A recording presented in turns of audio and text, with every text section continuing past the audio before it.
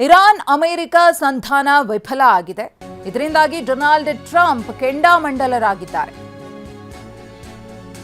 ಹಾರ್ಮುಜ್ ಮೇಲೆ ಪ್ರಭುತ್ವವನ್ನ ಸಾಧಿಸಲು ಟ್ರಂಪ್ ಸೇನೆ ಮತ್ತೊಂದು ಕಡೆ ಸಜ್ಜಾಗಿದೆ.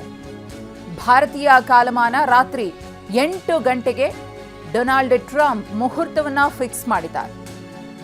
ರಾತ್ರಿ 8 ಗಂಟೆಗೆ ಹಾರ್ಮುಜ್ ಅನ್ನ ವಶಪಡಿಸಿಕೊಳ್ತೇವೆ ಎಂದಿದ್ದಾರೆ ಟ್ರಂಪ್. ಹಡಗನ್ನ ತಡಿತೀವಿ, ಅಡ್ಡ ಬಂದ್ರೆ ಹೊಡಿತೀವಿ ಅಂತ ವಾರ್ನಿಂಗ್ ಅನ್ನ ಕೊಟ್ಟಿದ್ದಾರೆ. ಹಾರ್ಮುಜ್ಗೆ ದಿಗ್ಬಂಧನ ಹಾಕುವ ಬಗ್ಗೆ ಅಮೆರಿಕ ಟ್ವೀಟ್. ಇನ್ನು ಇರಾನ್ಗೆ ಬರುವ ಹೋಗುವ ಹಡಗುಗಳಿಗೆ ನಿರ್ಬಂಧವನ್ನ ಹೇರೋದಕ್ಕೆ ಸಜ್ಜಾಗಿದೆ. ಅಮೆರಿಕದ ಸೆಂಟ್ರಲ್ ಕಮಾಂಡ್ನಿಂದ ಅಧಿಕೃತವಾಗಿ ಟ್ವೀಟ್ ಕೂಡ ಹೊರಬಂದಿದೆ. ಗಮನಿಸ್ತಾ ಇದ್ದೀರಿ ಯಾವ ರೀತಿಯಾಗಿ ಅವರು ಟ್ವೀಟ್ ಮಾಡಿದ್ದಾರೆ ಅಂತ ಹೇಳಿ. ಹಾರ್ಮುಜ್ ಜಲಸಂಧಿಯನ್ನು ಸಂಪೂರ್ಣವಾಗಿ ತಮ್ಮ ಹಿಡಿತಕ್ಕೆ ತೆಗೆದುಕೊಳ್ಳುವುದಕ್ಕೆ ಅಮೆರಿಕ ಸಜ್ಜಾಗಿ ಅದಕ್ಕೆ ಮುಹೂರ್ತವನ್ನು ಕೂಡ ಫಿಕ್ಸ್ ಮಾಡಿದೆ. ಭಾರತೀಯ ಕಾಲಮಾನ 8 ಗಂಟೆಗೆ ನಾವು ಹಾರ್ಮುಜ್ ಜಲಸಂಧಿಯನ್ನು ವಶಪಡಿಸ್ಕೊಳ್ತೇವೆ ಅಂತ ಈಗಾಗಲೇ ಅನೌನ್ಸ್ ಮಾಡಲಾಗಿದೆ.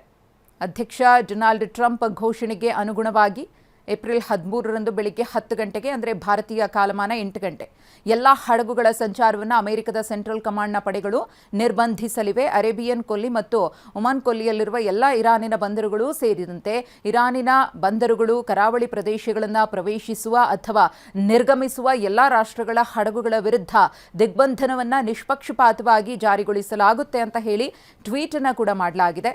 ಬಂದರುಗಳಿಗೆ ಮತ್ತು ಇರಾನಿನೇತರ ಬಂದರುಗಳಿಂದ ಸಾಗಿಸುವ ಹಡಗುಗಳ ಮುಕ್ತ ಸಂಚಾರಕ್ಕೆ ಅಮೆರಿಕದ ಪಡೆಗಳು ಅಡ್ಡಿಪಡಿಸುವುದಿಲ್ಲ. ದಿಗ್ಬಂಧನ ಪ್ರಾರಂಭವಾಗುವ ಮೊದಲು ಏನೆಲ್ಲ ಬೆಳವಣಿಗೆಗಳಾಗುತ್ತೆ ಅನ್ನೋದ್ರ ಬಗ್ಗೆಯೂ ಕೂಡ ಅವರು ಅಲ್ಲಿ ಪ್ರಸ್ತಾಪ ಮಾಡಿದ್ದಾರೆ. ಒಮನ್ ಕೊಲ್ಲಿ ಮತ್ತು ಹಾರ್ಮುಜ್ ಜಲಸಂಧಿ ವಿಧಾನಗಳಲ್ಲಿ ಕಾರ್ಯನಿರ್ವಹಿಸುವಾಗ ಎಲ್ಲ ನಾವಿಕರಿಗೆ ನೋಟಿಸ್ ಟು ಮ್ಯಾನರ್ಸ್ ಮೇಲ್ವಿಚಾರಣೆ ಮಾಡಲು ಮತ್ತು ಬ್ರಿಡ್ಜ್ ಚಾನೆಲ್ 16ರಲ್ಲಿ ಯುಎಸ್ ನೌಕಾಪಡೆಗಳನ್ನು ಸಂಪರ್ಕಿಸಲು ಸೂಚಿಸಲಾಗಿದೆ ಅಂತ ಹೇಳಿ ಟ್ವೀಟ್ ಮಾಡಲಾಗಿದೆ. ಅಚ್ಚರಿ ಪೋಸ್ಟ್ ಒಂದನ್ನು ಶೇರ್ ಮಾಡಿದ್ದಾರೆ ಡೊನಾಲ್ಡ್ ಟ್ರಂಪ್ ಅವರು. ತನ್ನನ್ನ ಜೀಸಸ್ ಕ್ರೈಸ್ಟ್ ಅಂತ ಬಿಂಬಿಸಿಕೊಳ್ಳುವಂತೆ ಡೊನಾಲ್ಡ್ ಟ್ರಂಪ್ ಪೋಸ್ಟ್ ಅನ್ನು ಮಾಡಿದ್ದಾರೆ. ರೋಗಿಗೆ ಚಿಕಿತ್ಸೆಯನ್ನು ನೀಡ್ತಾ ಇರುವಂತಹ ರೀತಿಯ ಎಐ ಫೋಟೋವನ್ನ ಪೋಸ್ಟ್ ಮಾಡಲಾಗಿದೆ. ನಾನು ಪವಿತ್ರಾತ್ಮ ಏಸು ಇದ್ದಂತೆ ಯುದ್ಧ ವಿಮಾನಗಳಿಂದ ಗುಣಪಡಿಸ್ತೇನೆ ಅಂತ ಪೋಸ್ಟ್ ಅನ್ನು ಮಾಡಿದ್ದಾರೆ. ಪೋಪ್ ಲಿಯೋ ವಿರುದ್ಧ ಕಿಡಿಕಾರಿದ ಬೆನ್ನಲ್ಲೇ ಡೊನಾಲ್ಡ್ ಟ್ರಂಪ್ ಅವರ ಪೋಸ್ಟ್ ಇದು. ಗಮನಿಸ್ತಾ ಇದ್ದೀರಿ ಅವರದ್ದೇ ಅಕೌಂಟ್ನಿಂದ ಪೋಸ್ಟ್ ಆಗಿರುವಂತಹ ಫೋಟೋ ಇದು. ಡೊನಾಲ್ಡ್ ಟ್ರಂಪ್ ಅವರು ತಮ್ಮನ್ನ ತಾವು ಪವಿತ್ರಾತ್ಮ ಏಸು ಅಂತ ಕರ್ಕೊಂಡಿದ್ದಾರೆ. ಇನ್ನು ರಷ್ಯಾ ಮತ್ತು ಸೌದಿ ಅರೇಬಿಯಾಗಿಂತ ನಮ್ಮ ಬಳಿ ಹೆಚ್ಚು ತೈಲ ಇದೆ. ತೈಲದ ಸಮಸ್ಯೆ ನಮಗಿಲ್ಲ. ರಷ್ಯಾ ಮತ್ತು ಸೌದಿ ಅರೇಬಿಯಾಗಿಂತ ನಮ್ಮ ಬಳಿಯೇ ಹೆಚ್ಚು ತೈಲ ಇದೆ. ತೈಲ ಟ್ಯಾಂಕರ್ಗಳು ಇಲ್ಲಿ ಬಂದು ತೈಲ ತುಂಬುತ್ತವೆ. ನಾವು ಹಾರ್ಮುಜ್ ಜಲಸಂಧಿಯನ್ನೇ ಅವಲಂಬಿಸಿಕೊಂಡಿಲ್ಲ ಅಂತ ಹೇಳಿ ಅಮೆರಿಕದ ಅಧ್ಯಕ್ಷ ಡೊನಾಲ್ಡ್ ಟ್ರಂಪ್ ಅವರು ಹೇಳಿಕೆಯನ್ನು ಕೊಟ್ಟಿದ್ದಾರೆ. ಹಾಗಾಗಿ ಹಾರ್ಮುಜ್ ಜಲಸಂಧಿಯೇ ಬಂದಾದರೂ ಅಥವಾ ಬೇರೆ ರೀತಿಯ ವ್ಯತ್ಯಯಗಳು ಉಂಟಾದರೂ ತಮಗೆ ಎಫೆಕ್ಟ್ ಆಗಲ್ಲ ಅನ್ನೋದನ್ನ ಸ್ಪಷ್ಟಪಡಿಸಿದ್ದಾರೆ. ಇನ್ನು ಹಾರ್ಮುಜ್ ಜಲಸಂಧಿ ಬಂದ್, ಸೌದಿಯಿಂದ ಹೊಸ ಪ್ಲಾನ್. ಪೈಪ್ಲೈನ್ ಮೂಲಕ ತೈಲ ಸಪ್ಲೈಗೆ ಸೌದಿ ಮುಂದಾಗಿದೆ. ಪ್ರತಿನಿತ್ಯ 7 ಮಿಲಿಯನ್ ತೈಲ ಸರಬರಾಜಿಗೆ ಸೌದಿ ಇದೀಗ ಸಜ್ಜಾಗಿದೆ. ಹಡಗುಗಳು ಹಾರ್ಮುಜ್ ದಾಟದೆ ವ್ಯಾಪಾರ ಕುಸಿತ ಆಗ್ತಾ ಇದೆ, ಸಾಕಷ್ಟು ಸಮಸ್ಯೆ ಆಗ್ತಾ ಇದೆ ಆರ್ಥಿಕವಾಗಿ. ಹಾಗಾಗಿ ಆ ಸಮಸ್ಯೆಯನ್ನು ಸರಿದೂಗಿಸಿಕೊಳ್ಳಲು ಇದೀಗ ಸೌದಿ ಪ್ಲಾನ್ ಮಾಡಿದೆ. ಕೆಂಪು ಸಮುದ್ರದ ಮೂಲಕ ವ್ಯಾಪಾರಕ್ಕೆ ಸೌದಿ ಮುಂದಾಗಿದೆ. ಪೈಪ್ಲೈನ್ ಮೂಲಕ ತೈಲ ಸರಬರಾಜಿಗೆ ಸೌದಿ ಪ್ಲಾನ್ ಅನ್ನು ಮಾಡಿಕೊಂಡಿರುವುದು. ಇದು ಅಚ್ಚುಕಟ್ಟಾಗಿ ಜಾರಿಗೆ ಬಂದಿದ್ದೇ ಆದರೆ ಪ್ರತಿನಿತ್ಯ 7 ಮಿಲಿಯನ್ ತೈಲ ಸರಬರಾಜಾಗುತ್ತೆ. ಹಾರ್ಮುಜ್ ಜಲಸಂಧಿಯನ್ನು ಬಂದ್ ಮಾಡಿದ್ರು, ಓಪನ್ ಮಾಡಿದ್ರು, ಅದರಿಂದ ದೊಡ್ಡ ಪರಿಣಾಮವನ್ನು ಎದುರಿಸಬೇಕಾದಂತಹ ಪರಿಸ್ಥಿತಿ ಬರೋದಿಲ್ಲ ಅನ್ನೋದು ಸೌದಿಯ ಪ್ಲಾನ್. ಈ ಕುರಿತು ಮತ್ತಷ್ಟು ಮಾಹಿತಿಯನ್ನು ಕೊಡೋದಕ್ಕೆ ನಮ್ಮ ಪ್ರತಿನಿಧಿ ಹರೀಶ್ ಇದೀಗ ನೇರ ಸಂಪರ್ಕದಲ್ಲಿದ್ದಾರೆ. ಹರೀಶ್, ಗಮನಿಸ್ತಾ ಇದ್ದೀವಿ ಒಂದು ಕಡೆ ಕದನ ವಿರಾಮಕ್ಕೆ ಸಂಬಂಧಪಟ್ಟಂತೆ ಏನು ಬೆಳವಣಿಗೆಗಳಾಗ್ತಾ ಇದೆ, ಎಲ್ಲೋ ಒಂದು ಕಡೆ ಆತಂಕ ಇದೆ. ಕದನ ವಿರಾಮವೂ ಕೂಡ ಖತಮ್ ಆಗುತ್ತಾ ಅಂತ ಹೇಳಿ ಇದರ ನಡುವೆ ಡೊನಾಲ್ಡ್ ಟ್ರಂಪ್ ಅವರು ಮತ್ತು ಅಮೆರಿಕದಿಂದ ಸಿಗ್ತಾ ಇರುವಂತಹ ಎಚ್ಚರಿಕೆಗಳನ್ನು ನೋಡ್ತಾ ಇದ್ದೀವಿ. ಹಾಗೆ ಸೌದಿ ಕಡೆಯಿಂದಲೂ ತೈಲ ವಿಚಾರದಲ್ಲಿ ಒಂದು ಭರ್ಜರಿ ಪ್ಲಾನೇ ರೆಡಿಯಾಗಿದೆ. ಈ ಎಲ್ಲ ವಿಚಾರಗಳ ಬಗ್ಗೆ ವಿಶ್ಲೇಷಣೆಯನ್ನು ಮಾಡೋದಾದ್ರೆ ಹರೀಶ್. ಮಧುಶ್ರೀ, ಇರಾನ್ ಹಾಗೂ ಇಸ್ರೇಲ್ ನಡುವಿನ ಮಾತುಕತೆ ಶಾಂತಿಯ ಸಂಧಾನ ಮುರಿದು ಬಿದ್ದಿರುವಂತಹದ್ದು.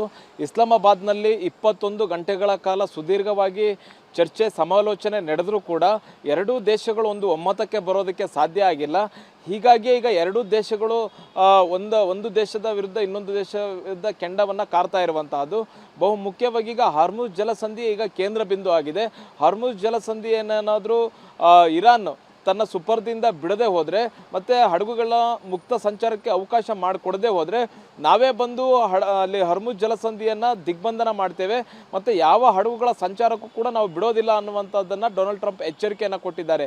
ಡೊನಾಲ್ಡ್ ಟ್ರಂಪ್ ಅವರು ಈ ಕೊಟ್ಟಂಥ ಎಚ್ಚರಿಕೆ ನಡುವೆಯೇ ಈಗ ಇಡೀ ಜಾಗತಿಕವಾಗಿ ಒಂದು ಆತಂಕ ಶುರುವಾಗಿದೆ. ಈಗ ಹರ್ಮುಜ್ ಜಲಸಂಧಿಯಲ್ಲಿ ಒಂದು ಹಡಗುಗಳ ಸಂಚಾರವೂ ಕೂಡ ಇಲ್ಲ.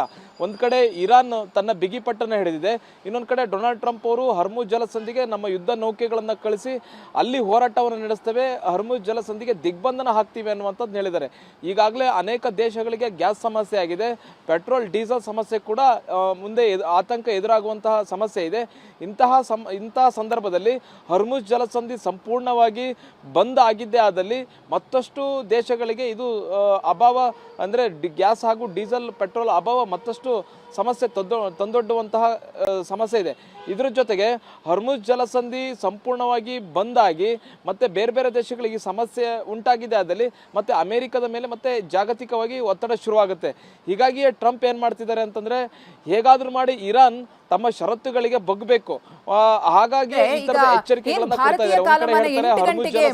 ಫಿಕ್ಸ್ ಆಗಿದೆಯಲ್ಲ, ಆ 8 ಗಂಟೆಗೆ ಕರೆಕ್ಟ್ ಆಗಿ ಹಾರ್ಮುಜ್ ಜಲಸಂಧಿಯನ್ನ ವಶಪಡಿಸಿಕೊಳ್ಳುವಂತಹ ಕೆಲಸ ಆಗುತ್ತಾ ಅಮೆರಿಕದಿಂದ? ಏನಾದ್ರೂ ದಾಳಿಯ ಆತಂಕ ಮನೆ ಮಾಡ್ತಾ ಇದೆಯಾ ಹರೀಶ್? ಮಧುಶ್ರೀ, ಈಗ ಟ್ರಂಪ್ ಅವರು ಆ ಥರದೊಂದು ಎಚ್ಚರಿಕೆಯನ್ನ ಕೊಟ್ಟಿದ್ದಾರೆ.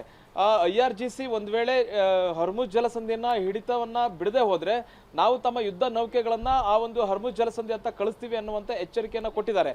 ಈಗ ಒಂದ್ ವೇಳೆ ಟ್ರಂಪ್ ಅವರು ಹೇಳಿದ ಹಾಗೆ ತಮ್ಮ ಯುದ್ಧ ನೌಕೆಗಳನ್ನೇನಾದ್ರೂ ಹರ್ಮುಜ್ ಜಲಸಂಧಿ ಅಂತ ಕಳಿಸಿದ್ದೇ ಆದಲ್ಲಿ ಖಂಡಿತವಾಗಿಯೂ ಇರಾನ್ ಆ ನೌಕೆಗಳ ಮೇಲೆ ದಾಳಿಯನ್ನು ನಡೆಸುತ್ತೆ. ಆಗ ಕದನ ವಿರಾಮ ಏನೀಗ ಘೋಷಣೆ ಆಗಿದೆ ಅದು ಉಲ್ಲಂಘನೆ ಆದಂಗೆ ಆಗುತ್ತೆ. ಕದನ ವಿರಾಮ ಉಲ್ಲಂಘನೆ ಆದರೆ ದಾಳಿ ಪ್ರತಿದಾಳಿಗಳು ಮತ್ತೆ ಶುರುವಾಗುತ್ತೆ.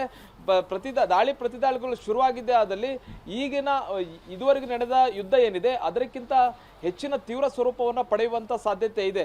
ಏಕಂತಂದ್ರೆ ಈಗ ಕದನ ವಿರಾಮ ಘೋಷಣೆ ಆಗಿದೆ, ಮಾತುಕತೆ ವಿಫಲ ಆಗಿದೆ, ಮತ್ತೆ ಚೀನಾ ಮತ್ತೆ ರಷ್ಯಾದ ವಿರುದ್ಧ ಡೊನಾಲ್ಡ್ ಟ್ರಂಪ್ ಅವರು ಆಕ್ರೋಶವನ್ನು ವ್ಯಕ್ತಪಡಿಸ್ತಾ ಇದ್ದಾರೆ. ಪರೋಕ್ಷವಾಗಿ ಇರಾನ್ಗೆ ಚೀನಾ ಹಾಗೂ ರಷ್ಯಾ ಸಹಾಯ ಮಾಡ್ತಿದೆ ಅನ್ನುವಂತಹ ಗಂಭೀರ ಆರೋಪವನ್ನ ಮಾಡಿದ್ದಾರೆ. ಆದರೆ ಚೀನಾ ತಳ್ಳಿ ಹಾಕಿದೆ, ಇಂಥ ಆರೋಪಗಳು ನಮ್ಮ ಮೇಲೆ ಮಾಡಬಾರದು, ನಾವು ಯಾವುದೇ ರೀತಿಯಾದಂತಹ ಇರಾನ್ಗೆ ಸಹಾಯ ಮಾಡಿಲ್ಲ ಅನ್ನುವಂಥದ್ದನ್ನ ಚೈನಾ ಹೇಳ್ತಿದೆ. ಈಗ ಒಂದ್ ವೇಳೆ ಯುದ್ಧ ಶುರುವಾಯಿತು ಅಂತಂದ್ರೆ ಇದು ಭೀಕರವಾಗಿರುತ್ತೆ. ಬೇರೆ ಬೇರೆ ದೇಶಗಳು ಕೂಡ ಎಂಟ್ರಿ ಕೊಡುವಂತ ಸಾಧ್ಯತೆ ಇರುತ್ತೆ. ನೆನ್ನೆ ಟರ್ಕಿ ಕೂಡ ಹೇಳ್ತಾ ಇತ್ತು, ಇಸ್ರೇಲ್ನ ನಾವು ಒಂದು ಶತ್ರು ರಾಷ್ಟ್ರ ರೀತಿಯಲ್ಲೇ ನೋಡ್ತೀವಿ, ಇಸ್ರೇಲ್ಗೆ ಸರಿಯಾದ ಪಾಠ ಕಲಿಸಬೇಕು ಅನ್ನುವಂಥ ನಿಟ್ಟಿನಲ್ಲಿ ಟರ್ಕಿ ಹೇಳ್ತಾ ಇತ್ತು. ಹಾಗಾಗಿ ಇಸ್ರೇಲ್ ಮೇಲೆ ಬೇರೆ ಬೇರೆ ದೇಶಗಳು ಕೂಡ ಮುಗಿಬೀಳುವಂತ ಸಾಧ್ಯತೆ ಇರುತ್ತೆ. ಮತ್ತೆ ಅಮೆರಿಕದ ಯುದ್ಧ ನೌಕೆಗಳೇನಾದ್ರೂ ಹರ್ಮುಜ್ ಜಲಸಂಧಿ ಅಂತ ಬಂದಿದ್ದೆ ಆದಲ್ಲಿ ಖಂಡಿತವಾಗಿಯೂ ಕೂಡ ಕದನ ವಿರಾಮ ಉಲ್ಲಂಘನೆ ಆಗುತ್ತೆ. ಅದನ್ನ ಇರಾನ್ ಗಂಭೀರವಾಗಿ ಪರಿಗಣಿಸುತ್ತೆ. ಈಗಾಗಲೇ ಎಚ್ಚರಿಕೆಯನ್ನ ಕೊಟ್ಟಿದೆ, ನಿಮ್ಮ ಯುದ್ಧ ನೌಕೆಗಳೇನಾದ್ರೂ ಪರ್ಷಿಯನ್ ಸಮುದ್ರ ಅಥವಾ ಹರ್ಮುಜ್ ಜಲಸಂಧಿ ಅಂತ ಬಂದಿದೆ ಆದಲ್ಲಿ ನಾವು ದಾಳಿಯನ್ನ ಮಾಡ್ತೇವೆ, ಆ ದಾಳಿಯನ್ನ ಎದುರಿಸಲಿಕ್ಕೆ ನೀವು ಸಜ್ಜಾಗಿ ಅನ್ನುವಂಥದ್ದನ್ನ ಎಚ್ಚರಿಕೆಯನ್ನ ಇರಾನ್ ಕೊಟ್ಟಿದೆ. ಹೀಗಾಗಿ ಕದನ ವಿರಾಮ ಉಲ್ಲಂಘನೆ ಆಗುತ್ತೆ, ನೇರವಾಗಿ ದಾಳಿ ಪ್ರತಿದಾಳಿಗಳು ಮತ್ತೆ ಶುರುವಾಗುತ್ತೆ, ಮತ್ತೆ ಅದು ಯುದ್ಧ ಮತ್ತೊಂದು ಹಂತಕ್ಕೆ ಹೋಗುತ್ತೆ. ಅದು ಬೇರೆ ಬೇರೆ ರಾಷ್ಟ್ರಗಳಿಗೂ ಕೂಡ ಇದು ಎಫೆಕ್ಟ್ ತಟ್ಟುತ್ತೆ. ಮಧುಶ್ರೀ, ಧನ್ಯವಾದ ಹರೀಶ್ ತಮ್ಮ ಮಾಹಿತಿಗಾಗಿ.